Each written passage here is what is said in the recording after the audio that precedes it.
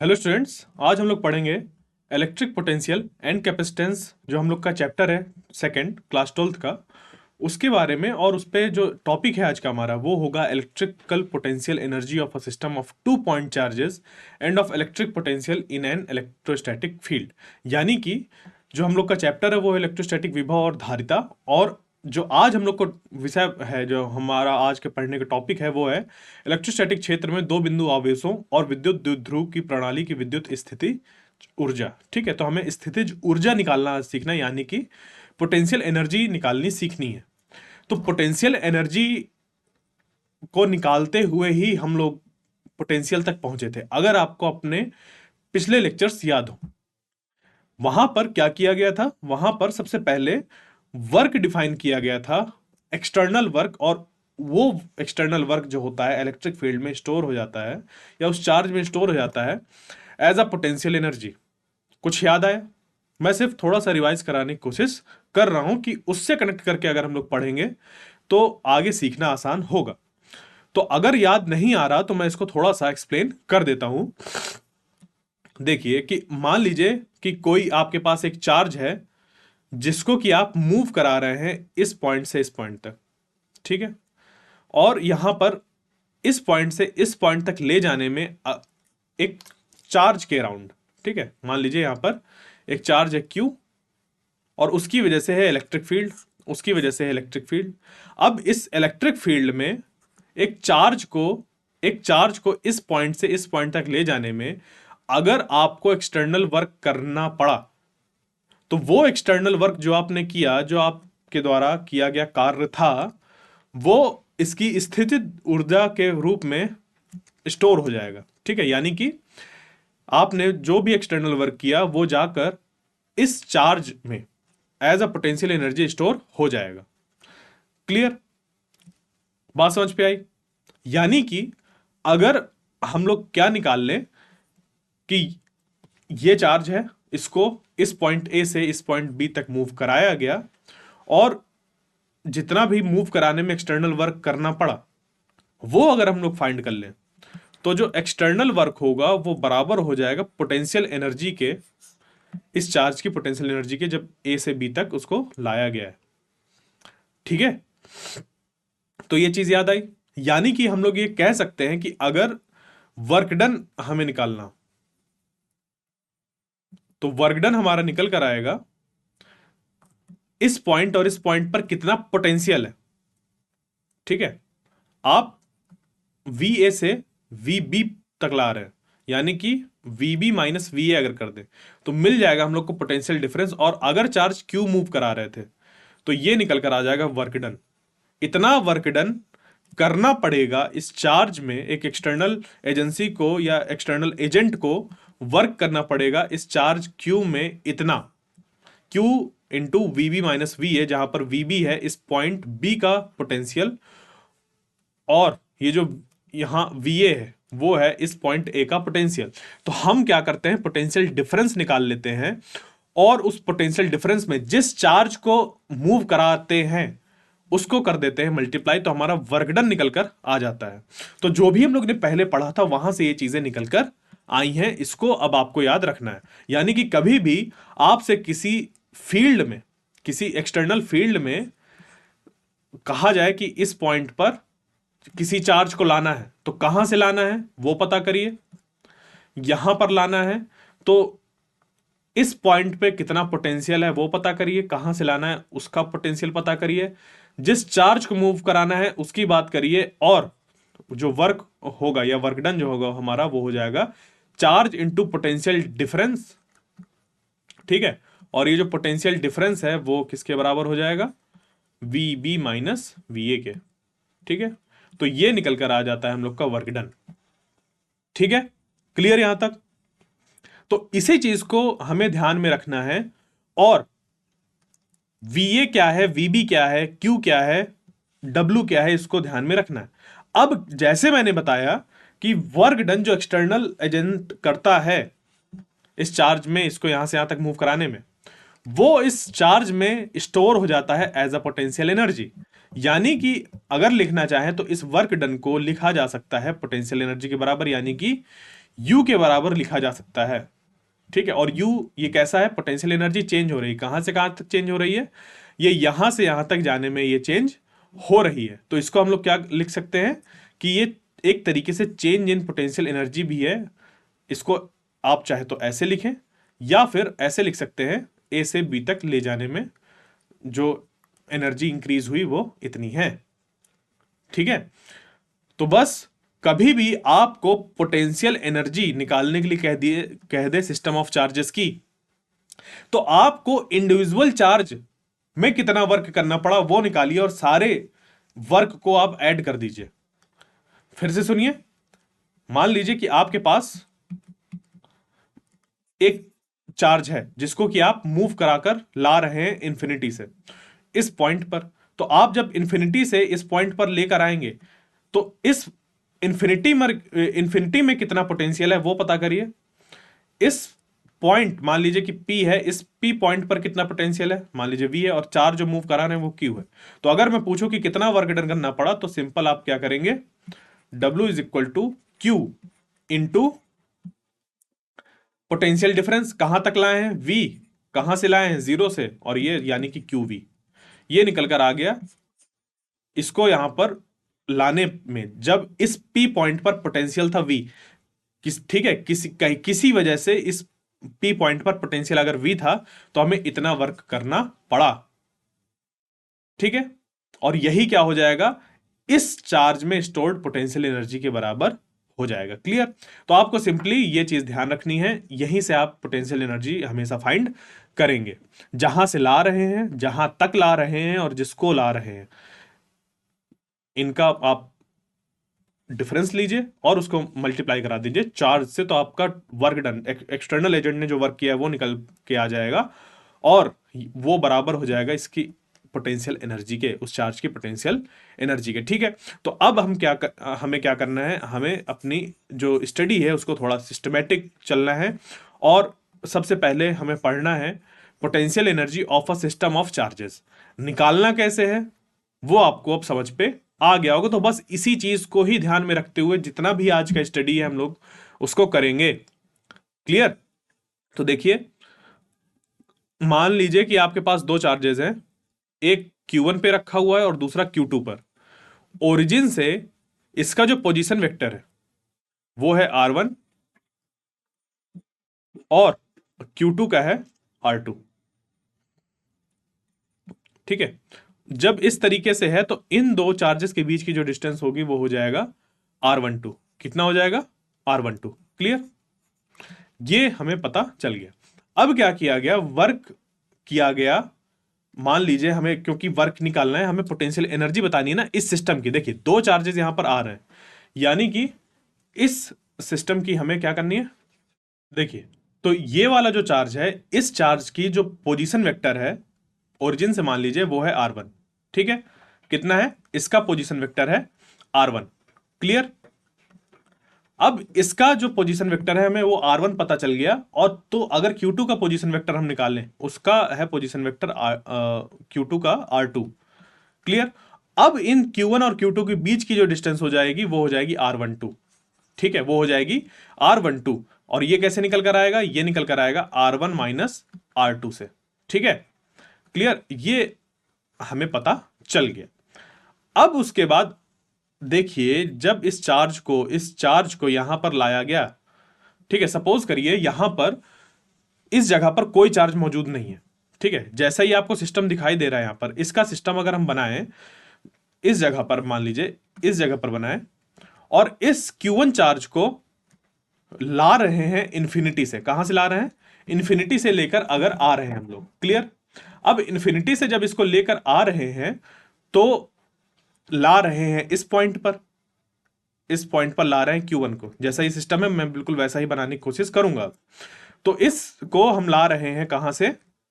Infinity से लेकर आ रहे हैं। अब इंफिनिटी से जब इस पॉइंट पर लेकर आए तो हमें अगर वर्क डन निकालना है, यानी कि हमें अगर इसकी पोटेंशियल एनर्जी निकालनी है, ठीक है, तो क्या करना होगा, देखो पोटेंशियल एनर्जी जो होगी वो होगी एक्सटर्नल वर्क डन के बराबर, और ये जो एक्सटर्नल वर्क डन होगा वो बराबर होगा चार्ज इनटू पोटेंशियल डिफरेंस। हाँ या ना? तो यहां से लाए, यहां पर लाए, यहां पर जो पोटेंशियल है वो है जीरो, इस जगह पर भी पोटेंशियल जीरो होगा। क्यों? क्योंकि इसके पहले यहां पर कोई चार्ज मौजूद नहीं था, इसके आसपास कोई चार्ज मौजूद नहीं था। तो जब इसके आसपास कोई चार्ज मौजूद नहीं था यहां पर, तो इस पॉइंट पर पोटेंशियल हमारा होगा जीरो। यानी कि जहां पर लाए दोनों जगह पर पोटेंशियल था जीरो, यानी कि जो पोटेंशियल डिफरेंस की वैल्यू निकल कर आई वो निकल कर आ गई जीरो। तो जो पहला वर्क हमें करना पड़ा, इस पहले चार्ज को लाने की वजह से जो वर्क करना पड़ा वो हो जाएगा चार्ज इंटू जीरो, यानी कि जीरो। तो वही निकल कर आ गया कि जब पहला चार्ज लाकर यहां पर पुट किया जाएगा, तो क्योंकि यहां पर कोई और चार्ज मौजूद नहीं होगा, तो किसी भी तरीके का यहां पर पोटेंशियल भी नहीं होगा। तो जब इस जगह पर पोटेंशियल नहीं, यानी कि जीरो है, तो इन्फिनिटी पे भी zero, zero minus zero zero, ठीक है, जीरो और जीरो इंटू क्यू जीरो। तो वर्क डन जो होगा इस पहले वाले चार्ज को लाने में वो हो जाएगा जीरो। ये हम लोग ने यहां पर फाइंड किया। उसके बाद अब इस पे बढ़ते हैं आगे और लाते हैं दूसरे चार्ज को, दूसरा चार्ज यानी कि इस Q2 को लाते हैं। अब इस Q2 को लाएंगे जब, तो क्या होगा? अब देखिए पहला वर्क डन जो था हम लोग का वो जीरो निकल कर आ गया। पहला वर्क डन यानी कि इस पहले चार्ज को लाने में वर्क डन, यानी कि इतना हमें एनर्जी एक्सपेंड करनी पड़ी इस पहले वाले चार्ज लाने में, और वो एनर्जी कितनी थी? जीरो। यानी कि हमें कोई एक्सटर्नल वर्क करना ही नहीं पड़ा। आराम से क्या हुआ, आराम से हम लोग उसको चार्ज था उसको लेकर आ गए। ठीक है, हमें कोई भी वर्क नहीं करना पड़ा। अब जब दूसरा चार्ज लाएंगे, जब इस पे दूसरा चार्ज लेकर आएंगे तो क्या होगा? अब देखिए, जब इस पे हम दूसरा चार्ज लेकर आएंगे तो लाएंगे कहां से? इन्फिनिटी से। कहां से लाएंगे? इन्फिनिटी से। तो अब जब हम दूसरा चार्ज लेकर आ रहे हैं, जब हम दूसरा चार्ज लेकर आ रहे हैं कहां से? कहां से? इन्फिनिटी से। इन्फिनिटी में है पोटेंशियल जीरो, और इस जगह पर, इस जगह पर, इस जगह पर जहां पर ला रहे हैं वहां पर है पोटेंशियल V1। तो ये V1 पोटेंशियल किसकी वजह से है? ये V1 पोटेंशियल है इसकी वजह से, Q1 की वजह से। क्यों? क्योंकि यहां पर Q1 को लाकर पहले रख दिया था। तो जब Q1 को लाकर पहले यहां पर रख दिया था, फिक्स कर दिया उसको, तो अब जब इस Q2 को लेकर आ रहे होंगे इन्फिनिटी से, इस पॉइंट पर लाने में पता चलेगा कि देखो Q1 की वजह से इस जगह पर जो पोटेंशियल है वो है V1। और V1 कैसे निकल कर आएगा? V1 is equal to 1/4πε0 Q1 upon R1P। वो कितना हो जाएगा? R1P। अगर इस पॉइंट को P मान ले, तो लाने में जो पोटेंशियल होगा इस जगह पर, ठीक है, ये वाला चार्ज जो पोटेंशियल एक्सपीरियंस करेगा इस चार्ज की वजह से, वो होगा ये V1 1/4πε0 Q1 upon R1P। R1P यानी कि यहां से लेकर यहां तक की डिस्टेंस। इस P को हम 2 भी बोल सकते हैं, R12, क्योंकि यहां पर इस P पॉइंट जो कि यहां पर चार्ज Q2 रखा हुआ है वहां तक ला रहे हैं। क्लियर? तो वर्क डन ऑन Q2 कितना करना पड़ेगा? मतलब कि अगर W2 से इसको रिप्रेजेंट करें तो वो करना पड़ेगा चार्ज टू, क्योंकि दूसरे चार्ज की बात हो रही, charge two into potential difference. यहां पर पोटेंशियल कितना था? V1। जहां से ला रहे थे वो कितना था? जीरो। ये कर दिया तो ये बन गया हमारा Q2। और V1 पोटेंशियल किसकी वजह से था? चार्ज 1 की वजह से, यानी कि 1/4πε0 Q1 अपॉन R12। ठीक है, ये R12 हो गया। क्लियर? तो R12 जैसे ये हुआ और माइनस जीरो, तो ये बन गया 1/4πε0 Q1 Q2 upon R12।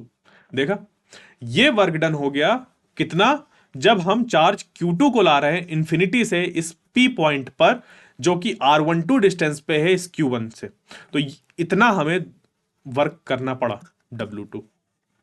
Clear? तो अब अगर मैं पूछ लूं इस दो चार्ज के सिस्टम की टोटल एनर्जी कितनी है, टोटल पोटेंशियल एनर्जी कितनी है इस सिस्टम ऑफ चार्ज की, तो वो कितनी हो जाएगी? W is equal to W1 plus W2।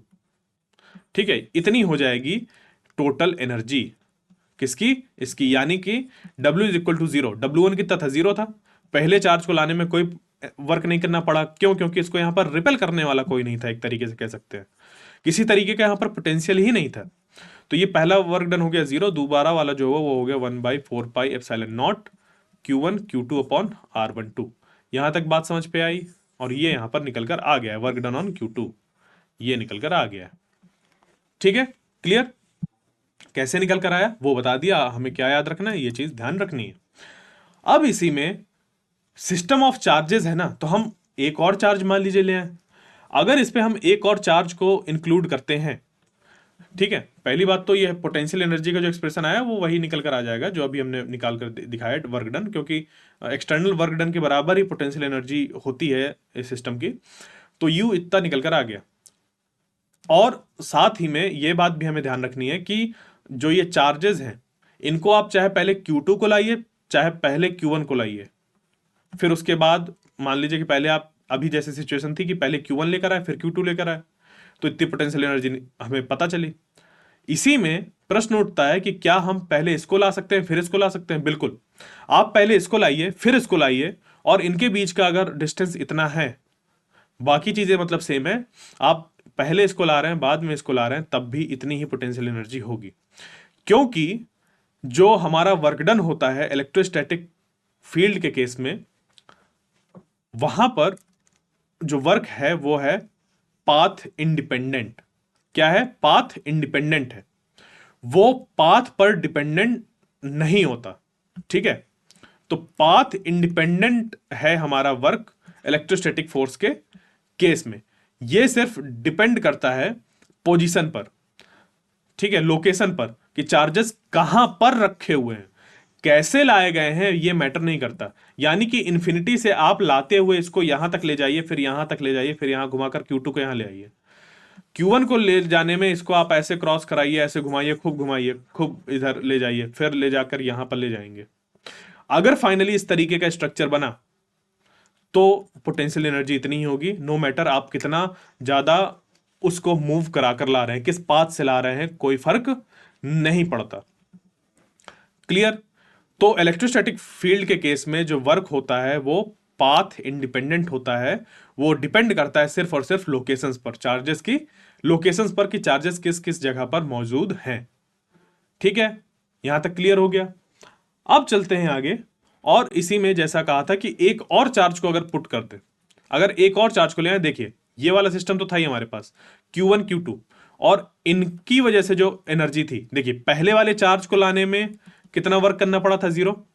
दूसरे वाले चार्ज को लाने में वर्क करना पड़ा 1/4πε0 Q1 Q2 अपॉन R12, हाँ या ना?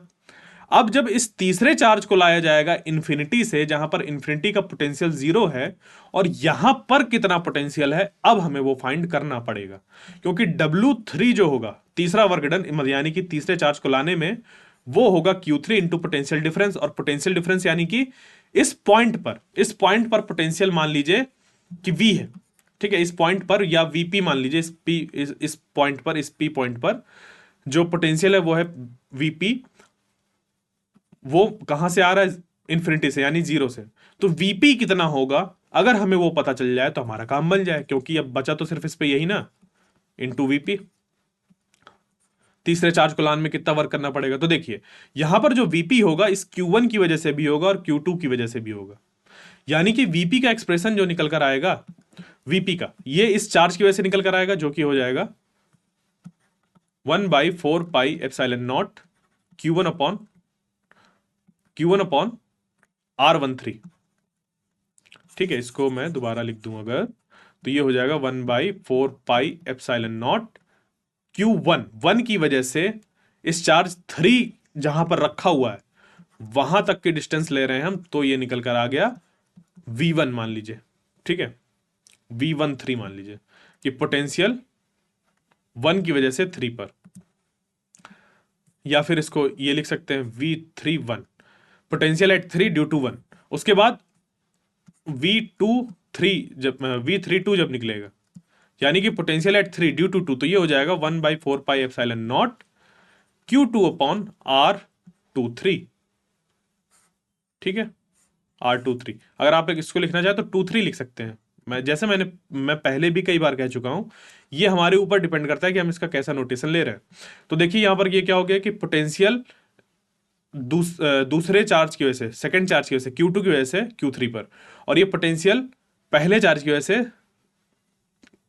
Q3 की जगह पर, ये दोनों मिलकर ये दोनों मिलकर टोटल ये वीपी को बनाएंगे, यानी कि जो वीपी होगा ये इसकी वजह से पोटेंशियल प्लस इसकी वजह से पोटेंशियल का होगा, यानी कि V13 प्लस V23, जो कि बन जाएगा कितना, 1/4 पाई एप्सिलॉन नॉट, और अंदर Q1/R13 प्लस Q2/R23।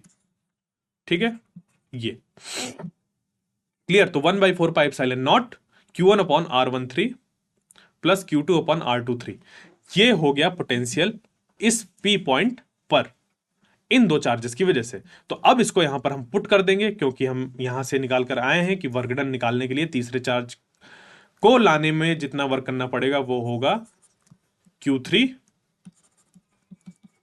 इंटू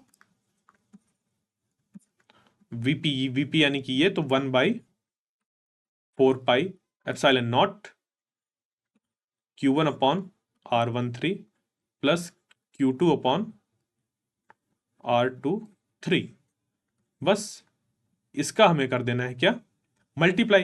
तो ये जब मल्टीप्लाई करेंगे तो ये हो जाएगा कितना, 1/4 pi epsilon not Q1 Q3/R13 plus Q2 Q3/R23, ये बन गया। क्लियर यहां तक।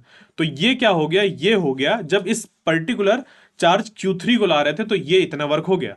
और अगर इस पूरे इस पूरे सिस्टम की पोटेंशियल एनर्जी की बात करी जाए तो ये वाला वर्क डन, ये वाला वर्क डन और ये वाला वर्क डन, यानी कि पहले चार्ज को लाने में वर्क डन, दूसरे चार्ज को लाने में वर्क डन और तीसरे चार्ज को लाने में वर्क डन, सबका सब स्टोर हो जाएगा एज अ पोटेंशियल एनर्जी। यानी कि आप सिंपल सा समझिए कि अगर आपके पास एक टैंक है जो कि आपके छत में रखा हुआ है, ठीक है, जो कि आपके छत में रखा हुआ है, तो आपने अगर शाम को पानी भरा, थोड़ा सा इतना भर गया, उसके बाद दोपहर में अगली अगली दोपहर में आपने थोड़ा सा पानी भरा और वो पानी यहां तक भर गया, उसके बाद आपने फिर से शाम को पानी भरा और वो यहां तक भर गया, तो टोटल कितना हो गया, टोटल तो इतना पानी भर गया ना। अब इस समय अगर हम उसकी पोटेंशियल एनर्जी की बात करेंगे तो इस पूरे पानी की वजह से होगा पोटेंशियल एनर्जी, क्योंकि अब धीरे धीरे हमने क्या किया, वर्क उस पर ऐड करते गए।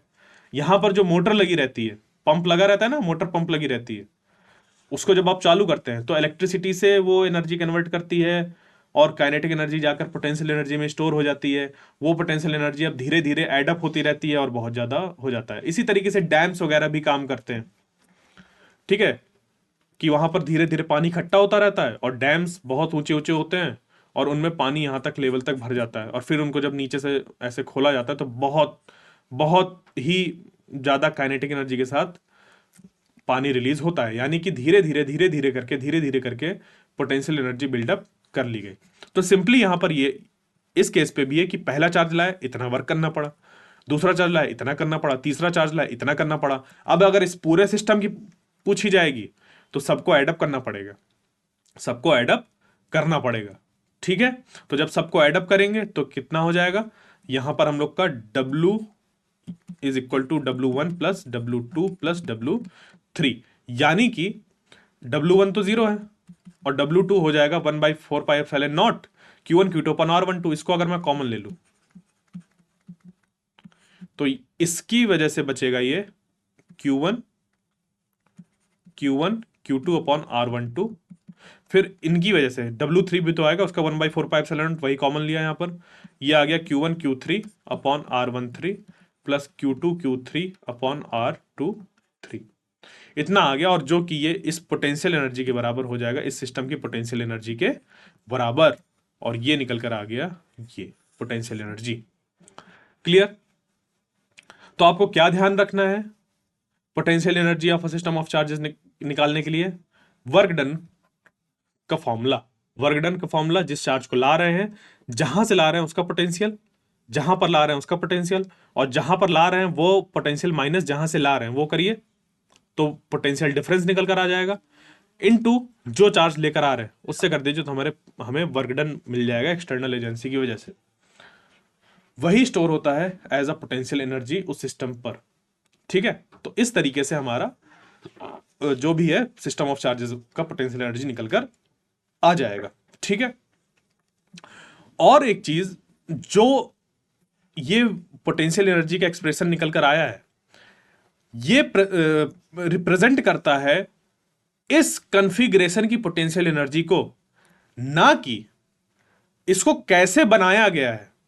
यानी कि वापस इस पे पानी में चले, पानी वाले एग्जाम्पल पर चले, तो पानी कब भरा गया है, कैसे भरा गया है, ये मैटर नहीं करता। भले ही आपने उसको मोटर लगा के भरा हो, चाहे आप जाकर एक एक बाल्टी ले जाकर छत में डाले हो उसको, मतलब छत में टैंक में ले जाकर आपने डाला हो, या किसी और तरीके से भरा गया हो, चाहे उस पर बारिश हुई हो तो जाकर इकट्ठा हो गया हो, कैसे भी हुआ हो, बट अभी उस पर पानी अगर इतना भरा है तो पोटेंशियल एनर्जी इतनी होगी। बस वही चीज यहां पर भी रिप्रेजेंट हो रही है कि यहां पर कैसे चार्जेस को लाया गया, कौन लेकर आया, कितना वर्क किया, किसने किया, नहीं किया, ये कोई मैटर नहीं करता इस एक्सप्रेशन पर। ये जो एक्सप्रेशन है ये सिंपली बता रहा है कि इस कॉन्फ़िगरेशन में अगर चार्जेस ऐसे रखे हुए तो इतनी पोटेंशियल एनर्जी होगी, बाकी कुछ भी हो उससे मतलब नहीं है इस एक्सप्रेशन को। क्लियर? ये आपको बहुत ध्यान रखना है इस बात को, ठीक है। तो अब चलते हैं आगे और देखते हैं अगला उसको, potential energy of a single charge in an external field. ठीक है, हमें क्या निकालना है? Potential energy. तो पोटेंशियल एनर्जी कैसे निकल कर आएगी? वही वर्क डन, वही, और वो भी कैसा? External work done. तो एक्सटर्नल वर्क डन स्टोर हो जाएगा एज अ पोटेंशियल एनर्जी। तो potential energy of a single charge in an external field, हमें एक सिंगल चार्ज की पोटेंशियल एनर्जी निकालनी है एक्सटर्नल फील्ड में। अभी तक देखो कि एक्सटर्नल फील्ड नहीं थी हमारे पास, जो हम पहला चार्ज लेकर आ रहे थे जिसपे कि वर्क डन 0 निकल कर आ रहा था, वो चार्ज कहां पर ला रहे थे? एक ऐसी जगह पर जहां पर कि किसी भी तरीके का कोई पहले से पोटेंशियल मौजूद नहीं था। तभी तो जहां से ला रहे थे वो भी 0, जहां पर ला रहे थे वो भी 0, तो 0 माइनस 0 इंटू जो पहला चार्ज ला रहे थे, तो ये हो जा रहा था 0। ये हो रहा था। बट अब क्या है कि जो पहला चार्ज लेकर आ रहे हैं वो ला रहे हैं एक एक्सटर्नल फील्ड में। किस पे ला रहे हैं? एक एक्सटर्नल फील्ड में, जिसकी वजह से मान लीजिए कि ये अभी इस Q2 को आप Q2 को भूल जाइए आप, कि ये Q2 जैसा भी अभी कुछ है यहां पर। ठीक है, तो यहां पर अगर Q2 जैसा कुछ नहीं है और सिर्फ आप अभी क्या कर रहे हैं? एक चार्ज को लेकर आ रहे हैं, कहां से? इन्फिनिटी से इस पॉइंट पर। तो आप इन्फिनिटी से लेकर आए इस चार्ज Q1 को, ठीक है, इस चार्ज Q1 को, और ये पॉइंट कहां पर है? एक एक्सटर्नल फील्ड पे। तो उस एक्सटर्नल फील्ड जिसकी की वैल्यू E है, उसकी वजह से इस पॉइंट पर जो पोटेंशियल होगा हमें वो देखना होगा कि, तो लेट अस सपोज इस जगह पर जो पोटेंशियल है वो कितना है? वो है VR1। ठीक है, वो कितना है? VR1। तो यहां पर जो पोटेंशियल है, अगर इसकी पोजीशन R1 है, तो इस जगह पर जो पोटेंशियल होगा उसकी वैल्यू हमने मान ली VR1। VR1 यानी कि R1 पोजीशन पर कितना पोटेंशियल है, ये सिर्फ इतना एक्सप्रेस कर रहा है ये। ठीक है, पोटेंशियल इनटू डिस्प्लेसमेंट। क्लियर? इससे ज्यादा और कुछ नहीं बता रही है, सिर्फ इस पॉइंट पर ये पोटेंशियल को रिप्रेजेंट कर रहा है। तो वर्क डन जो पहला वाला चार्ज लाने पर होगा वो हो जाएगा Q1 इनटू पोटेंशियल डिफरेंस। तो यहां पर कितना है? यहां पर कितना है? यहां पर है VR1। R1 यानी कि वो बता रहा है कि इस पोजीशन पे बस, और माइनस 0, तो ये इसके किसके बराबर हो जाएगा? Q1 VR1। ये निकल कर आ गया W1। जैसे कि अगर हम इसको पिछले वाले जो हमारे रिजल्ट थे उससे कंपेयर करें, तो पहला वाला वर्क डन जो था वो था हम लोग का 0, जबकि यहां पर पहला वाला वर्क डन भी हमें करना पड़ रहा है। यानी कि जब इलेक्ट्रिक फील्ड में चार्ज को लेकर आ रहे हैं, जब इलेक्ट्रिक फील्ड में चार्ज को लेकर आ रहे हैं, तो हमें करना पड़ेगा एक एक्सटर्नल वर्क। क्या करना पड़ेगा? एक एक्सटर्नल वर्क करना पड़ेगा, जो कि स्टोर हो जाएगा इस चार्ज पे एज अ पोटेंशियल एनर्जी। और वो कितना होगा? एक्सटर्नल वर्क डन के बराबर, जितना हमने वर्क किया होगा वो वर्क डन होगा इतना, और यही हो जाएगा पोटेंशियल एनर्जी पहले वाले चार्ज की वजह से। ठीक है, तो इस तरीके से हम लोग ने पहले वाले चार्ज की वजह से पोटेंशियल एनर्जी फाइंड कर ली। अब उसके बाद ये हमारा निकल कर आ गया, इस चार्ज की वजह से मान लीजिए कि ये रखा हुआ है यहाँ पर R पे, जैसे R1 अभी मान रहे थे, इसको R मान सकते हैं, ठीक है, अगर इसको 1 ना माने और इसको यहाँ पर हम लोग ये ना माने कि यहाँ पर कोई चार्ज है, ठीक है, तो यहाँ पर क्या बन जाएगा कि एक हम ला रहे हैं एक चार्ज को, Q को, कहां से, इन्फिनिटी से। देखिए अब चार्ज को हम Q1 बोले चाहे Q2, कोई फर्क पड़ेगा, चाहे Q बोले कोई फर्क नहीं पड़ेगा, क्योंकि वो चार्ज रिप्रेजेंट कर रहा है। अभी उसको कहां से लेके आ रहे हैं, इन्फिनिटी से, किस पॉइंट पर, इस पॉइंट पर। अभी अब मान लिया कि हम यहां पर जो पोटेंशियल है वो है वी आर, कितना है वी आर, R1 की जगह पर मान लिया कि R है, बस। तो जो पोटेंशियल एनर्जी होगी वो चार्ज इंटू पोटेंशियल डिफरेंस, यानी कि वी आर माइनस जीरो, और वी आर माइनस जीरो यानी कि क्यू वी और आर, ये हो गई पोटेंशियल एनर्जी। ठीक है, क्लियर यहां तक। अब ये जो पोटेंशियल एनर्जी है क्यू वी, इसको हम लोग अगर एक इलेक्ट्रॉन लेकर आ रहे होते इन्फिनिटी से इस पॉइंट पर, तो वो एनर्जी जो होती वो होती U is equal to 1 electron volt, और 1 इलेक्ट्रॉन वोल्ट एक यूनिट होती है, ठीक है, और ये बराबर होती है 1.6 इंटू 10⁻⁹ जूल के। ये कैसे निकल कर आया, देखिए हम एक चार्ज को, अब उस चार्ज को स्पेसिफाई कर दिया कि एक इलेक्ट्रॉन को ही लेकर आ रहे हैं, और वो इलेक्ट्रॉन कहां से ला रहे हैं, इन्फिनिटी से इस पॉइंट पर जहां पर कि पोटेंशियल कितना है, वी आर है, ठीक है, आर लोकेशन बता रहा है कि इस जगह पर पोटेंशियल कितना है, वी है, तो वी आर माइनस जीरो, ये हो गया वी आर, और इंटू क्यू कर दिया, तो क्यू वी आर, और इस ये बराबर हो जाएगा इस चार्ज के पोटेंशियल एनर्जी के। अब ये जो चार्ज है, इस चार्ज की वैल्यू है, अगर हमने मान ला एक इलेक्ट्रॉन लेकर आ रहे हैं, तो जो एक इलेक्ट्रॉन के चार्ज की वैल्यू जो होती है वो होती है 1.6 इंटू 10⁻⁹ कूलम, इतनी वैल्यू होती है। तो इसी को यहां पर जब पुट किया गया, इसको जब यहां पर पुट किया गया, तो वो मिलकर बन गया जूल। क्या बन गया, जूल। तो एक इलेक्ट्रॉन वोल्ट जो एनर्जी होती है वो 1.6 इंटू 10⁻⁹ जूल के बराबर होती है, और इसका यूज हम लोग बहुत देखेंगे जब पढ़ेंगे एटॉमिक फिजिक्स, यानी कि एटम वाला चैप्टर, न्यूक्लियाई वाला चैप्टर। क्लियर, तो वहां पर ये वाली जो एनर्जी है, ये वाली जो यूनिट है इलेक्ट्रॉन वोल्ट, वो देखने को बहुत मिलेगी। अभी क्या है, हम लोग जूल यूनिट यूज करते हैं, बट जब एटॉमिक फिजिक्स यानी कि एटम्स के बारे में पढ़ेंगे या न्यूक्लियाई के बारे में पढ़ेंगे, वहां पर electron volt, mega electron volt, in units का यूज करते हैं। तो इलेक्ट्रॉन वोल्ट भी एक तरीके की क्या है, यूनिट है एनर्जी की। क्लियर, अब बढ़ते हैं आगे, और लेट अस सपोज कि अब हमारे पास क्या है, दो चार्जेस हैं, दो चार्जेस आ रहे हैं, पहला रखा है R1 पे, दूसरा रखा है R2 पे। ठीक है, पहला वाला रखा है R1 पर और दूसरा रखा है R2 पे। तो पहले वाले को जब ला रहे हैं उस पर वर्क करना पड़ेगा हमें इतना, जैसा कि मैंने अभी बताया। अगर यहां पर पोटेंशियल कितना है, VR1 है, और ठीक है, पहले वाले चार्ज को जब लेकर आएंगे, तो क्योंकि यहां पर कोई चार्ज मौजूद नहीं है, ठीक है, सबसे पहले तो ये कि अब यहां पर अभी कोई चार्ज मौजूद नहीं है, इस चार्ज को लेकर आएंगे। देखिए सिस्टम बनाते हैं तो एक एक चीजें लेकर आते हैं, या घर बनता है तो एक एक चीजें आती हैं, उसी तरीके से यहां पर भी अगर हम लोग सिस्टम ऑफ चार्जेस बना रहे हैं तो एक एक चार्ज कर कर लेकर आएंगे। कहां से लेकर आ रहे हैं, इन्फिनिटी से, तो इन्फिनिटी से जब लाएंगे, यहां पर पोटेंशियल जीरो, यहां पर वी आर वन मान लिया हमने, तो पहला वर्क डन जो हो जाएगा वो हो जाएगा Q1 वी आर वन। कैसे हो गया, माइनस जीरो करेंगे तो वो यहां पर वी आर वन ही बचेगा। तो पहला वर्क डन हो गया पहले चार्ज को लाने में इतना। अब जब दूसरे को ला रहे हैं, जब दूसरे चार्ज को ला रहे हैं, अब ये जो दूसरा चार्ज है ये आ रहा है किसके किसके पोटेंशियल के इफेक्ट में।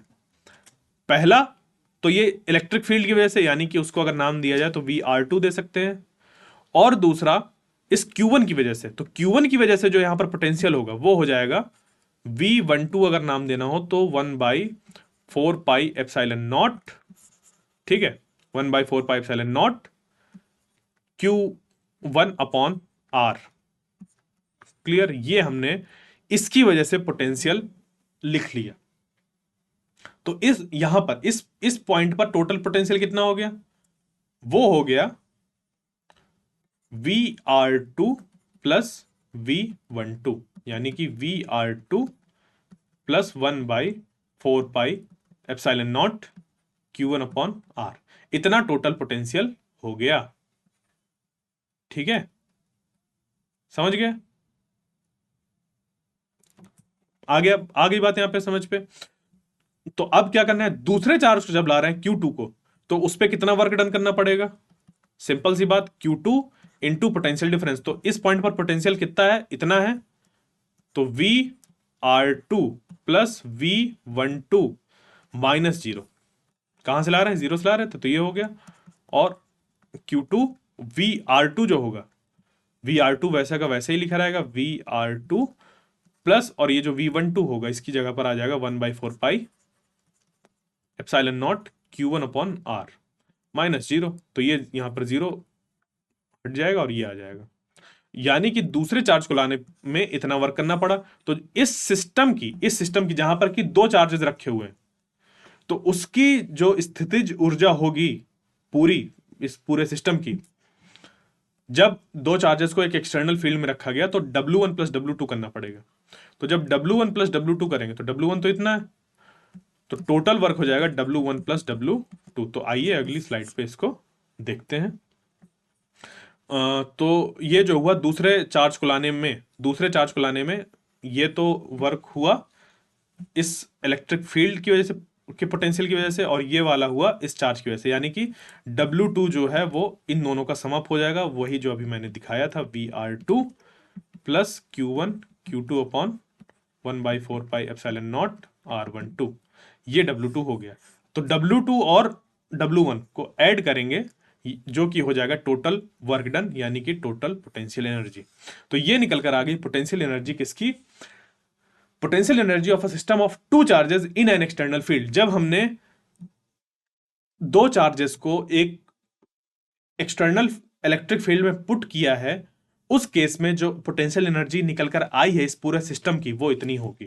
तो हम लोग एक एक चीज लाते जाते हैं, जितना वर्क होता है उसको लिखते जाते हैं और सबको ऐड अप कर देते हैं, तो हमारा टोटल उस सिस्टम की एनर्जी निकल कर आ जाती है। तो देखिए कितने सिंपल स्टेप्स हैं।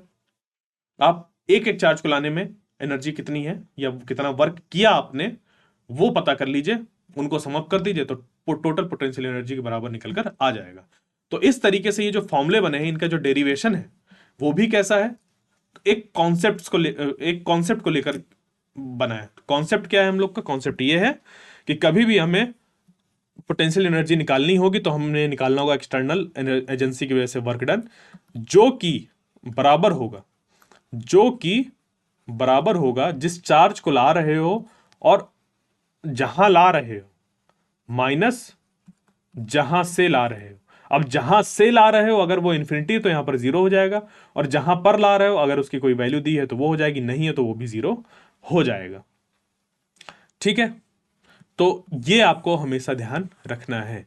इसी से कि आज का जो पूरा हम लोग का लेक्चर है ना, वो इसी इक्वेशन पे ही बेस्ड है, एक तरीके से इसी कॉन्सेप्ट पे ही बेस्ड है।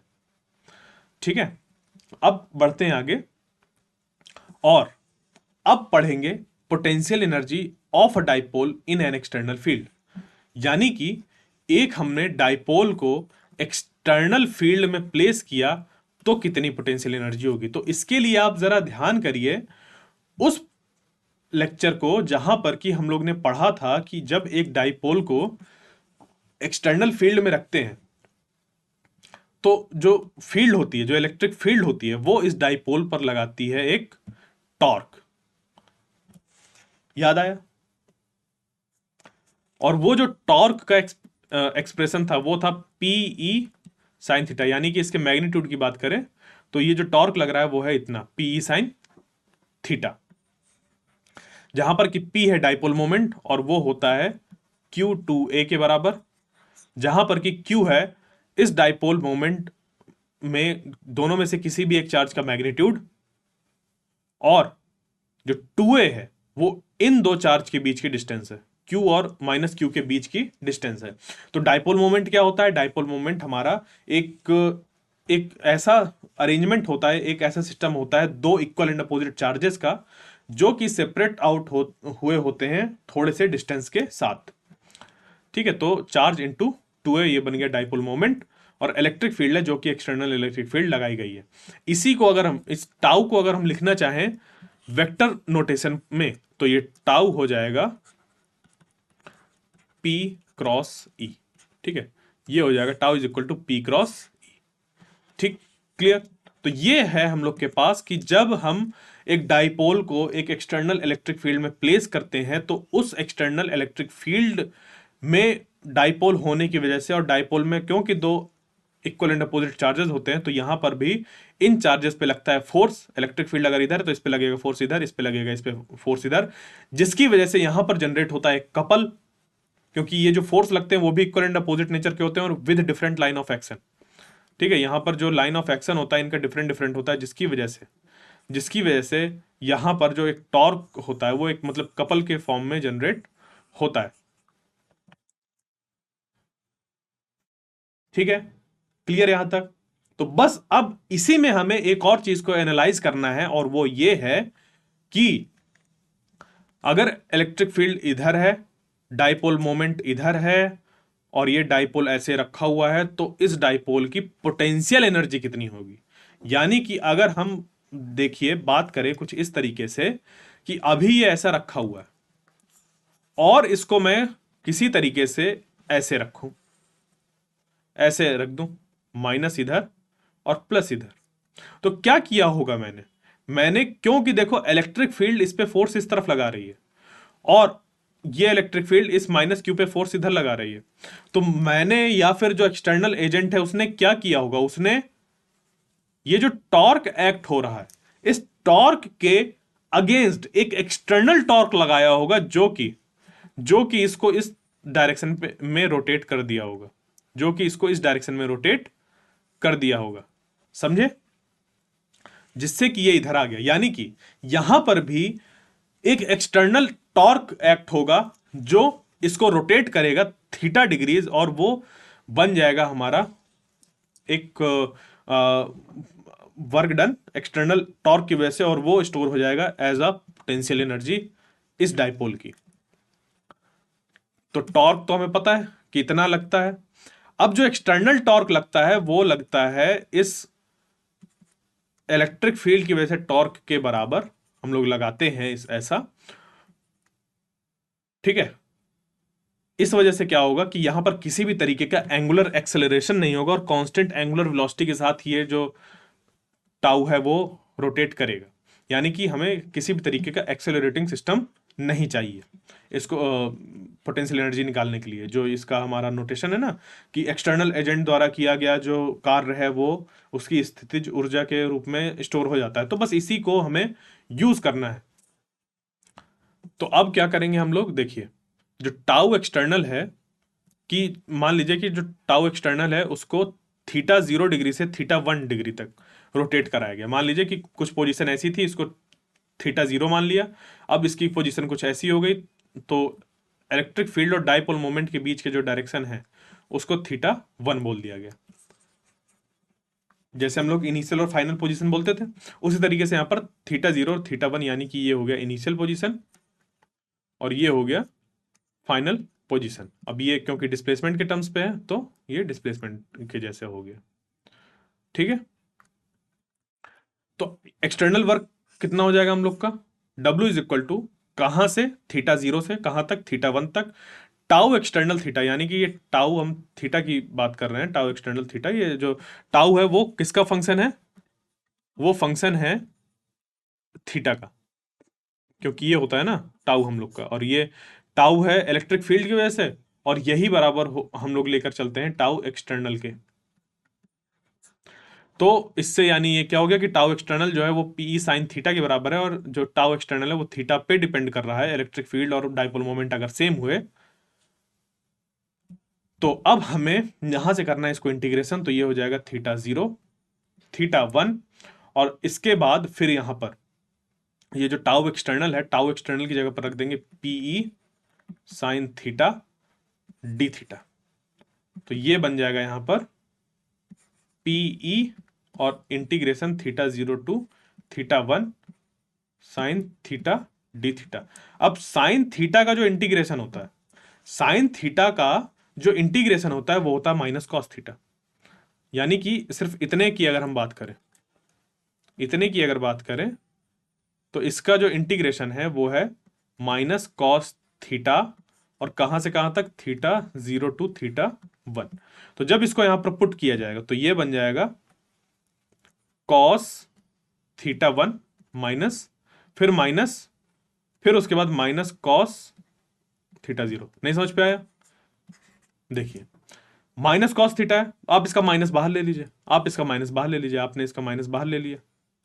उसके बाद कॉस थीटा 1 रखिए, फिर माइनस करिए कॉस थीटा 0। यही तो करते हैं इंटीग्रेशन के बाद, लिमिट पुट करते हैं जब इस पे। तो जब इस पे ऐसे कर दिया तो ये माइनस अंदर साइन चला जाएगा, तो ये बन जाएगा minus cos theta 1, cos theta 1 minus का, और ये बन जाएगा प्लस का, तो इसको हम पहले लिख सकते हैं, तो ये हो जाएगा कॉस थीटा 0।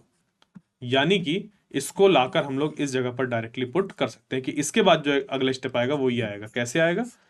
इंटीग्रेशन करके हम लोग इसको लेकर आए और डायरेक्ट पुट कर दिया इस पे, इस एक्सप्रेशन पे, इसकी जगह पर। तो ये हो गया P cos theta 0 minus cos theta 1। ये वर्क डन का फॉर्मूला निकल कर आ गया जब भी हम इसको मूव कराएंगे इनिशियल पोजीशन, ये इनिशियल पोजीशन है, ये इनिशियल है से फाइनल। क्लियर? तो ये वर्क डन का फॉर्मूला होता है किसके लिए? जब एक डाइपोल को एक एक्सटर्नल फील्ड ई में मूव कराते हैं, जहां पर की जो डाइपोल मोमेंट है वो है P और एक्सटर्नल फील्ड की जो वैल्यू है वो है E। थीटा 0 है हमारा P और E के बीच का इनिशियल एंगल, और थीटा 1 है फाइनल एंगल। ठीक है, तो यहां पर हम लोग cos theta 0 minus cos theta 1 करते हैं, तो इनिशियल माइनस फाइनल करते हैं, ये बहुत ध्यान रखिएगा। इसको अगर हम लिखना चाहें तो लिखा जा सकता है W is equal to minus PE cos theta 1 माइनस cos थीटा 0। अब देखिए कि मान लीजिए कि ये जो हमारा रखा हुआ है डाइपोल, वो इनिशियली इस पोजीशन में रखा हुआ है। इनिशियली इस पोजीशन में रखने का मतलब कि जो एंगल फॉर्म हो रहा है वो फॉर्म हो रहा है 90 डिग्रीज का। यानी कि जो इनिशियल एंगल है अगर मैं उस पर 90 डिग्री पुट कर दूं तो ये एक्सप्रेशन बन जाएगा कुछ ऐसा, W is equal to minus PE, और जो फाइनल एंगल है अगर उसको बोल दूं थीटा, क्या बोल दूं, थीटा, तो वो हो जाएगा cos थीटा माइनस 0, क्योंकि cos 90 की वैल्यू होती है 0, तो ये हो गया ये। और इसको मैं ले जा मतलब इसको मैं लिख सकता हूं W is equal to minus PE cos theta. तो ये हो गया एक पोटेंशियल एनर्जी। मान लीजिए कि जो डाइपोल है वो इस पोजीशन में रखा हुआ है, ठीक है, इस पोजीशन में रखा हुआ है। अब इस पोजीशन की जो पोटेंशियल एनर्जी होगी वो ये होगी इतनी। यहां पर आप डायरेक्टली थीटा की जो भी वैल्यू है उसको पुट करिए, यहां से निकल कर आ जाएगा कि इस जगह पर, इस ऐसे सिस्टम पर जब पोटेंशियल जो हम लोग का डाइपोल है वो इस तरीके से रखा हुआ है इतना एंगल बनाते हुए, तो इस पर्टिकुलर जगह पर कितनी पोटेंशियल एनर्जी है विद रिस्पेक्ट टू जो इसकी इनिशियल पोजीशन होगी वो होगी 90 डिग्रीज। तो उसका एक्सप्रेशन बन जाएगा ये। यानी कि सिंपली अगर हम इसके पोटेंशियल एनर्जी की बात करें कि इस सिस्टम पर कितनी पोटेंशियल एनर्जी होगी वो होगी इतनी, और ये किसके रिस्पेक्ट में देखी जा रही है, जब ये डाइपोल यहां पर 90 डिग्री फॉर्म करते हुए था, क्योंकि उस जगह पर जो उसकी पोटेंशियल एनर्जी होगी वो होगी 0, वो होगी 0। ठीक है, जैसा कि हम लोग ने यहां पर देखा cos 90 की वैल्यू 0, तो माइनस PE 0 की वैल्यू 0। ठीक है, तो जैसे कि हम लोग इन्फिनिटी चूज करते हैं एक चार्ज को लाने के लिए जहां पर कि पोटेंशियल 0 होता है, अर्थ का पोटेंशियल 0 कंसीडर करते हैं, उसके रिस्पेक्ट में बताते हैं mgh पोटेंशियल एनर्जी। कुछ याद आया, कुछ रिलेट हुआ? तो यहां पर जैसे हम लोग अर्थ को रेफरेंस मान रहे हैं 0 पोटेंशियल एनर्जी, यहां पर इंफिनिटी को मान रहे हैं 0 पोटेंशियल एनर्जी, उसी तरीके से यहां पर हम लोग इस डाइपोल की पोजीशन जब इलेक्ट्रिक फील्ड और डाइपोल मोमेंट के बीच में एंगल 90 डिग्री बन रहा होता है तब हम मान लेते हैं कि वहां पर पोटेंशियल एनर्जी कितनी है, 0 है, क्योंकि वो निकल कर आ जाता है। उसके रिस्पेक्ट में फिर हम लोग बोल देते हैं कि अगर ये ऐसा रखा हुआ है तो इसकी जो पोटेंशियल एनर्जी होगी वो होगी इतनी। यानी कि रिस्पेक्ट में हम किसी ना किसी के बोलते हैं पोटेंशियल एनर्जी। पोटेंशियल एनर्जी कभी भी अकेला टर्म नहीं होता, वो किसी ना किसी के रिस्पेक्ट में ही बताई जाती है। ठीक है, उसका अपने आप में कोई सिग्निफिकेंस ही नहीं है। इसको मैं पिछले लेक्चर्स में बहुत डिटेल में बता चुका हूं। क्लियर? तो ये निकल कर आ गया पोटेंशियल एनर्जी। इसी को हम लोग W एक्सटर्नल था ना, ये इसको हम लोग पोटेंशियल एनर्जी U के बराबर लिख सकते हैं, यानी कि U is equal to minus PE cos theta. ये हो गया किसका derivation, potential energy of a dipole in an external field. तो अगर वो थीटा एंगल बनाते हुए रखा हुआ है तो उसकी पोटेंशियल एनर्जी इतनी होगी, इतनी। मान लीजिए कि आपने उसको मूव कराया है थीटा 0 से थीटा 1, तो वर्क डन इतना करना पड़ा और इतनी ही पोटेंशियल एनर्जी के फॉर्म में स्टोर हो जाएगी। ठीक है, क्लियर। तो ये हम लोग का एक्सप्रेशन निकल कर आ जाता है पोटेंशियल एनर्जी का।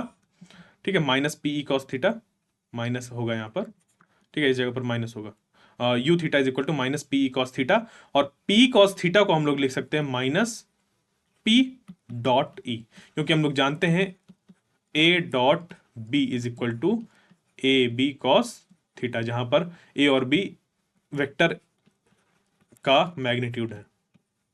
ठीक है, ए और बी का मैग्नीट्यूड है, क्लियर। और जो थीटा है वो क्या है, इस ए और बी के बीच का एंगल, यानी कि मान लीजिए कि इनके बीच का एंगल थीटा ऐसे है, ये ए है और ये बी है, तो इन दो डायरेक्शन के बीच का जो एंगल होगा या इन दो वेक्टर्स के बीच का जो एंगल होगा वो थीटा हो गया। तो ए डॉट बी जो होता है हम लोग का वो ए बी कॉस थीटा होता है। यहीं से हम लोग का निकल कर आ गया कि माइनस अगर पीई कॉस थीटा निकल कर आ रहा है तो इसको हम लोग ऐसे लिख सकते हैं, क्लियर। तो पोटेंशियल एनर्जी जो होती है वो होती है हम लोग की स्केलर क्वांटिटी, और इसकी जो यूनिट होती है वो होती है जूल। वो क्या होती है, जूल होती है। ठीक है, जूल इसकी पोटेंशियल एनर्जी की यूनिट होती है। तो ये हो गया माइनस पीई कॉस थीटा, यानी कि थीटा डिग्रीज पे अगर ये डाइपोल रखा हुआ है तो उसकी पोटेंशियल एनर्जी होगी इतनी। और अगर हमें किसी इनिशियल पोजीशन से फाइनल पोजीशन पर बताना है इसको मूव कराते हुए, तो सिंपली इसी पोटेंशियल एनर्जी को आप माइनस कर दीजिए 2 बार, तो पोटेंशियल एनर्जी का डिफरेंस यानी कि फाइनल माइनस इनिशियल, यहीं से बन जाएगा ये minus P E cos theta final, minus फिर लगेगा minus PE cos theta initial. तो इससे बन जाएगा जो एक्सप्रेशन वो हो जाएगा कुछ ऐसा, माइनस पीई कॉमन ले लिया तो बचा अंदर, यहां पर माइनस पी कॉमन लिया तो यहां पर कितना बच गया हम लोग का, इस जगह पर आ गया कॉस थीटा एफ, और यहां पर माइनस माइनस प्लस और माइनस फिर कॉमन ले लिया यानी कि माइनस, तो कॉस थीटा इनिशियल। ठीक है, ये हम लोग का एक्सप्रेशन बन जाता है पोटेंशियल एनर्जी अगर हमें उसका डिफरेंस निकालना हो। ठीक है, क्लियर। तो यहां तक आपको चीजें समझ पे आ गई होंगी। तो आज हम लोग ने क्या क्या पढ़ा, आज हम लोग ने पढ़ा कि किस तरीके से जो हम लोग की पोटेंशियल एनर्जी है वो निकाली जाती है एक चार्ज के केस में, एक सिस्टम ऑफ चार्ज के केस में। अगर हमारा वो सिस्टम एक्सटर्नल इलेक्ट्रिक फील्ड में रखा हुआ हो तो किस तरीके से इलेक्ट्रिक पोटेंशियल एनर्जी निकाली जाती है, या फिर एक डाइपोल को अगर एक्सटर्नल फील्ड में रखा जाता है तो किस तरीके से पोटेंशियल एनर्जी निकाली जाती है, ये सब आज हम लोग ने पढ़ा है। तो आई होप आपको आज का जो सेशन था वो समझ पे आया होगा, और जो इसका अगला लेक्चर होगा वहां पर हम लोग क्या करेंगे, आगे पढ़ेंगे जो कंडक्टर्स होते हैं। ठीक है, क्या होते हैं कंडक्टर्स, तो उन कंडक्टर्स की क्या प्रॉपर्टी होती, कि कैसे वो बिहेव करते हैं इलेक्ट्रोस्टैटिक फील्ड उन पे अप्लाई करने पर, या फिर उनकी बिहेवियर कैसा होता है अगर उस पे हम चार्जेस पुट करें, किस तरीके से वो इलेक्ट्रिक फील्ड को जनरेट करते हैं, इन सब के बारे में हम अगले लेक्चर में पढ़ेंगे। तो तब तक के लिए थैंक यू।